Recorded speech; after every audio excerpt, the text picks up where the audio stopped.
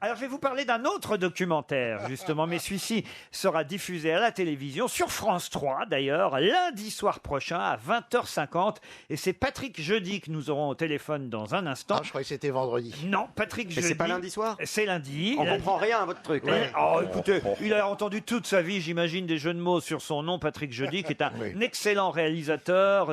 Et lundi soir, sur France 3, à 20h50, on verra son documentaire entièrement consacré à une idole qu'il avait jeune. D'ailleurs, quelqu'un à qui, et c'est dans Télérama que j'ai pu lire ces détails, quelqu'un à qui il avait demandé un autographe par courrier quand il était enfant, Patrick Jeudi, et il lui avait envoyé un courrier, mais il n'a jamais reçu de réponse. Et quand il a enfin adulte, rencontré son idole, il lui a dit, vous savez que je vous avais écrit pour avoir un autographe, et la personnalité en question lui a répondu, ça coûte cher les timbres-poste.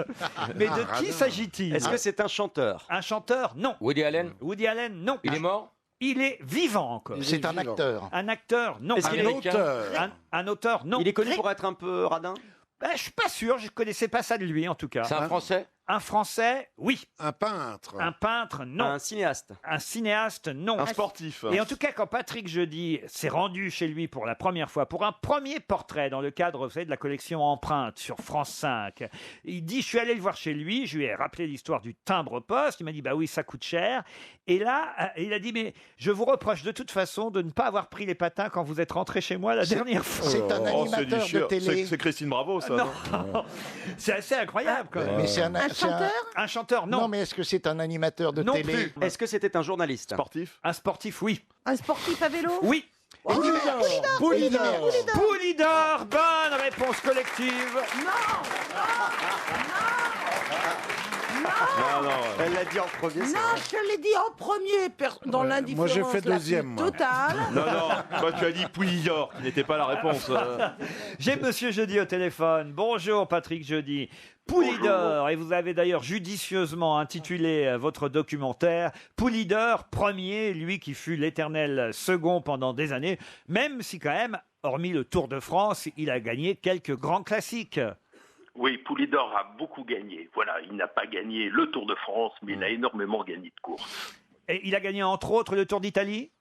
Il n'a jamais couru en Italie. C'est pas vrai? La première fois d'ailleurs qu'il est allé en Italie courir à Milan-San Remo, il n'avait pas de papier d'identité, donc il a été refoulé. C'est donc une erreur de Sir Chalandon dans le Canard enchaîné qui consacre d'ailleurs tout un article à votre documentaire. Je ne sais pas si vous l'avez lu déjà.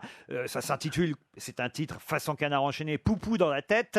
Et Sir Chalandon fait donc une erreur parce que dit, ben oui, il a gagné tellement souvent qu'on ne s'en souvient plus. Paris-Nice, Dauphiné, Tour d'Italie, Critérium internationaux, Flèche wallonne, Grand Prix des Nations. Donc on peut corriger. Pan sur le bec de Sir Chalandon, Poulidor n'a jamais gagné le Tour d'Italie. Jamais couru.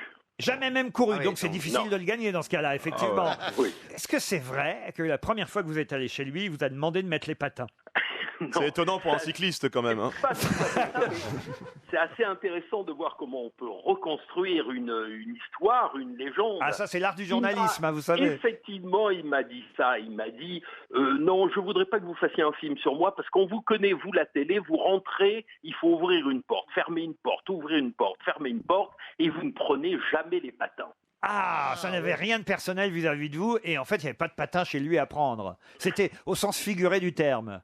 Voilà, il voulait pas qu'on abîme le parquet ciré. Et est-ce que c'est vrai l'histoire du timbre-poste? Vous lui aviez écrit Ah oui, enfant mais- pour lui demander un autographe? Je lui avais écrit, je lui avais effectivement, ce que vous dites est totalement vrai.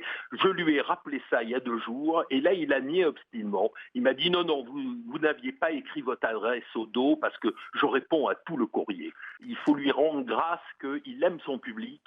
Et il fait tout pour le public, et comme il le dit, si j'ai plus un jour mon public, je mourrai. Et l'expression vas-y poupou est une expression qui est restée dans l'usage courant, même quand il ne s'agit pas de Poulidor, au fond. Oui, pour désigner souvent quelqu'un de besogneux, quelqu'un qui va perdre, quelqu'un qui arrive second. C'est sympa, il sait voilà. pas. Vas-y poupou. Hein. C'est qu'on sait qu'il va Oui. perdre le gars quand on lui dit vas-y poupou. C'est ça le problème en fait. C'est un encouragement mais moyen en fait. Lundi soir sur France 3, Poulidor, premier, en tout cas dans le cœur de Patrick Jeudi, qui a réalisé ce documentaire. Merci. Merci à vous.